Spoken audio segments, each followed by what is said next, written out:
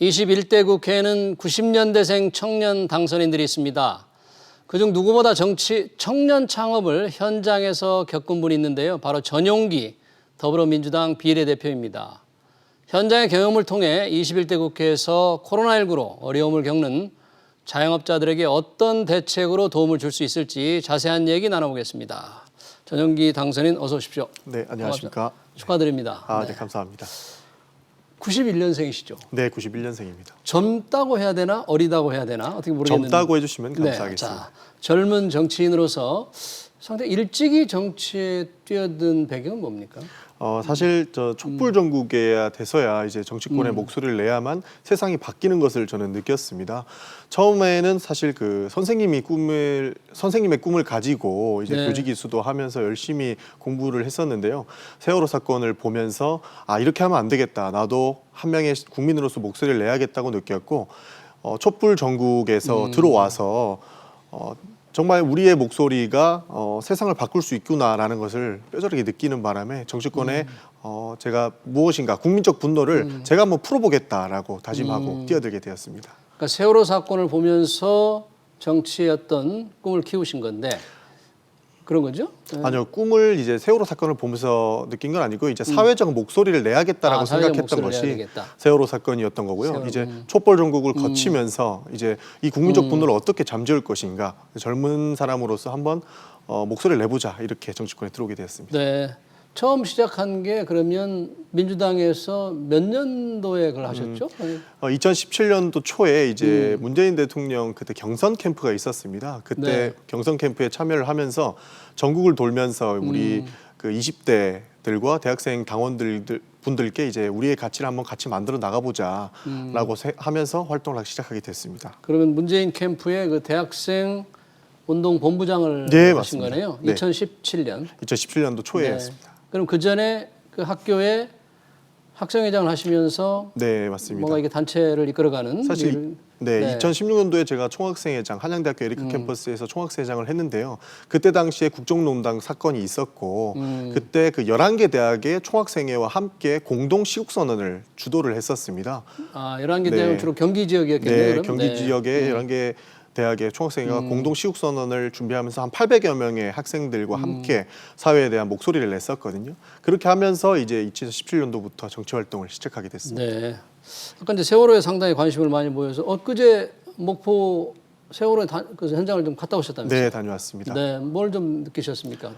아직까지 진상 규명이 되지 않은 이유를 저는 사실 이해하지 못했습니다. 그래서 21대 국회에서는 빠르게 그 사회적인 문제를 해결할 수 있게끔 힘을 실어줘야 된다고 생각을 했었고 네. 진상 규명이 하루빨리 이루어져서 억울한 사람이 없게끔 만들어야 되지 않나 그렇게 생각하고 있습니다. 네, 혹시 광주도 함께 갔다 오셨나요? 네, 5.18 행사도 같이 갔다 40주년 왔습니다. 행사 다녀오시고. 네, 다녀왔습니다. 거기서 상당히 좀 감회가 뭔가 상당히 좀 네, 맞습니다. 그랬겠어요? 사실 5.18과 세월호가 비슷한 점이 좀 많다고 느꼈는데요. 아직까지 진상규명이 제대로 이루어지지 않은 점을 저는 굉장히 어렵다라고 생각을 하고 이것들을 네. 빨리 풀어야 되지 않나. 21대 국회에서는 꼭 이것들을 해결해야 된다라고 생각하고 네. 있습니다.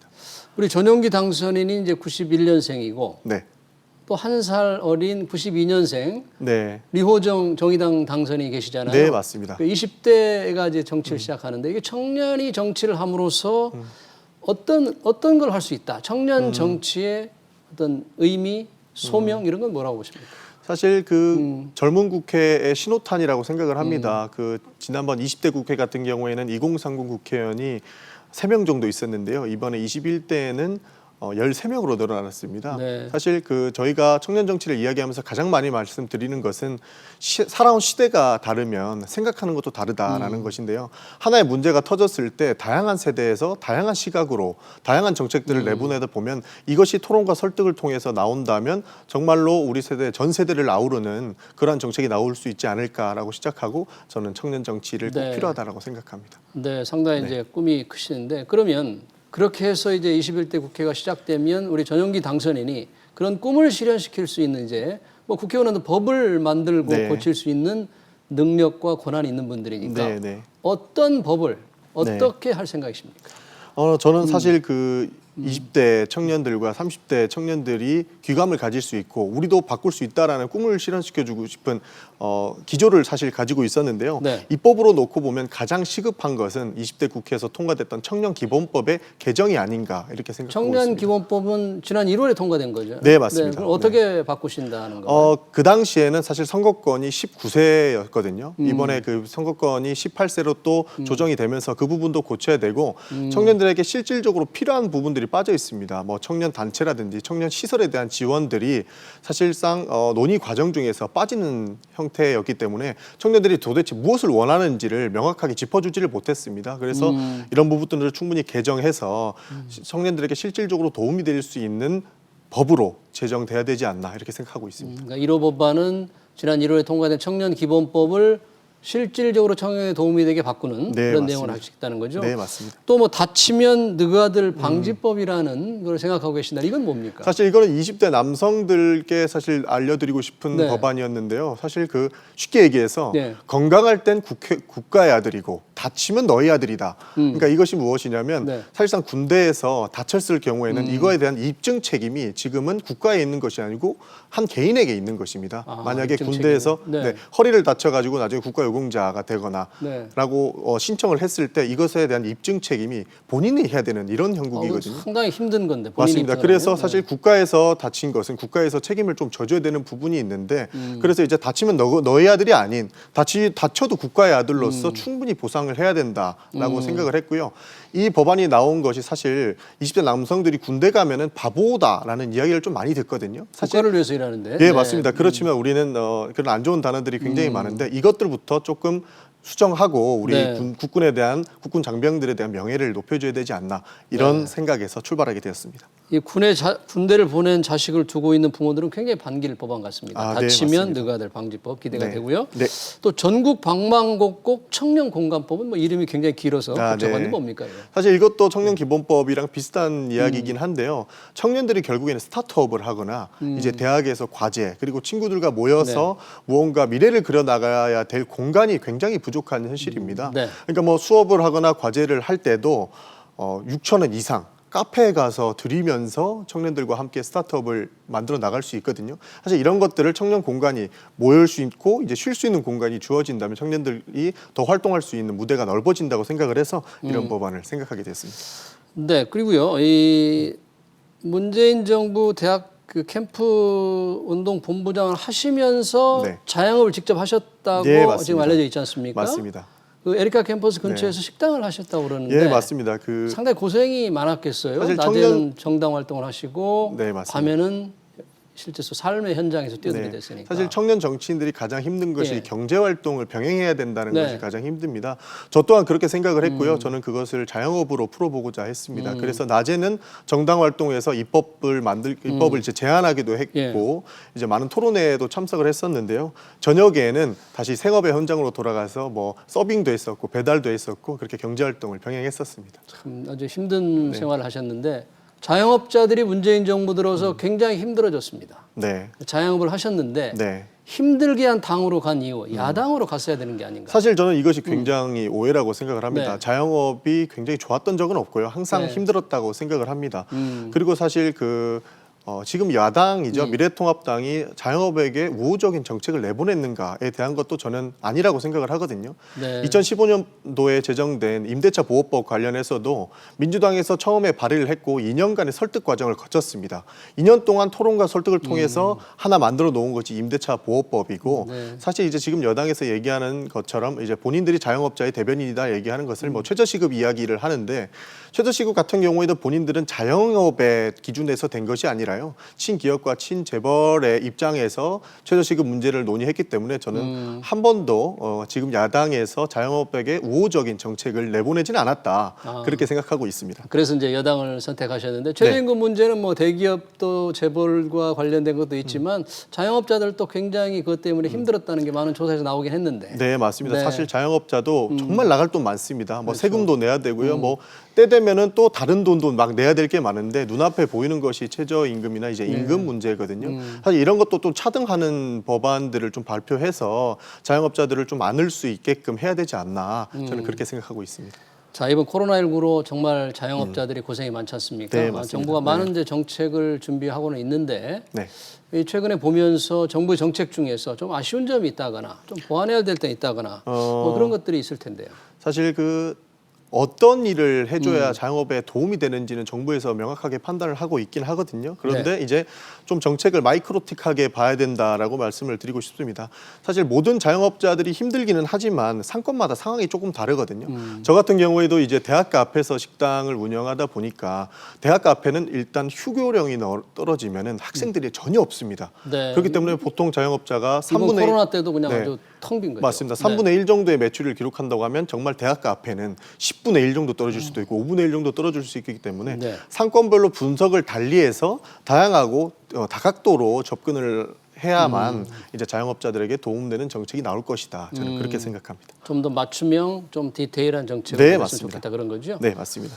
자, 요즘 관심이 있는 얘기를 묻지 않을 수 없는데 네, 네. 함께 비례대표로 당선된 윤미향 당선자의 문제. 네. 자, 여러 가지 논란이 많지 않습니까? 네. 위안부를 이용해서 자기 배를 불렸다는 얘기, 네, 아니면 네. 위안부를 국제적인 문제로 이렇게 만드는데 큰 공을 세웠다는 여러 가지 논란이 있는데 이 논란의 중심에 선 윤미향 사건은 젊은 정치인으로서 네. 때묻지 않은 정치인으로서 볼 때 어떻습니까?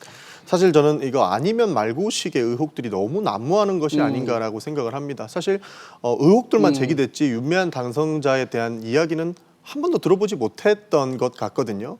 사실 청년들이 정치권에 신뢰를 갖지 못하고 불신을 가지는 것이 사실 이런 부분이라고 생각을 합니다. 항상 국회에서 서로에 대한 의혹만 제기하고 싸우는 모습만 보여줬기 때문에 청년들이 아이고 또 저렇게 싸움만 하는구나 하고 불신의 연속인데 이번에도 윤미향 당선자 사태 같은 경우에도 놓고 보면은 조금 더 팩트와 이제 당선자 이야기도 좀 들어보면서 지켜볼 필요가 있다라고 저는 그렇게 생각합니다. 근데 이제 윤미향 당선인의 얘기가 없었던 것 같지는 않고 윤미향 당선인이 제기되는 의혹에 대해서 몇 가지 부인하는 얘기는 좀 있었잖아요. 네네네. 회계 문제라든지 안성 쉼터의 문제라든지 또는 본인이 산 집 경매 문제에 대해서 의혹 제기가 많은데 네. 그 의혹에 대해서는 그러면 우리 당선자께서는 네.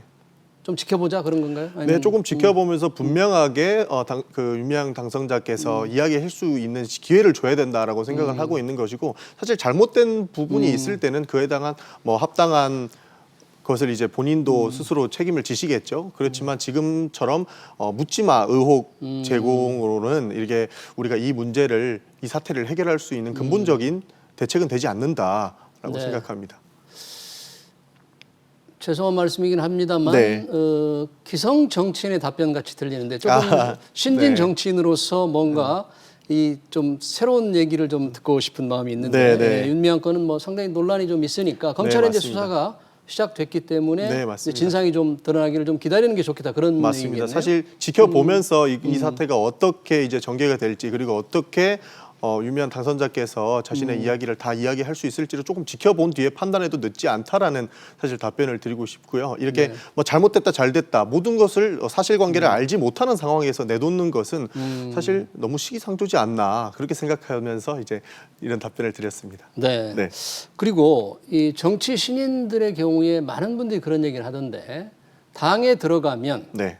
당론을 따라야 되는 경우가 굉장히 많다. 네. 자기의 지역 구민들의 의사를 대변하거나 네. 또는 본인의 소신과 다른 결정을 하는 경우가 참 많이 생긴다. 네, 좌절한다. 맞습니다.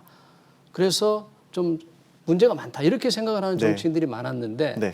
우리 전용기 당선인은 그 문제에 대해서는 어떻게 보십니까? 저 같은 경우는 사실 당론이 제 소신과 맞지 않다라고 하면은 충분히 목소리를 낼 수 있을 것이라고 생각을 합니다. 네. 그렇지만 이제 당론이라는 것이 이제 끝없는 토론과 설득의 연속을 거치고 나서 채택된 것이라면 저는 사실 따를 의향도 있습니다. 그 이유가 뭐냐면 정당이라는 것이 결국에는 같은 가치와 목표를 이루기 위해서 모여 있는 사람들의 집단이지 않습니까?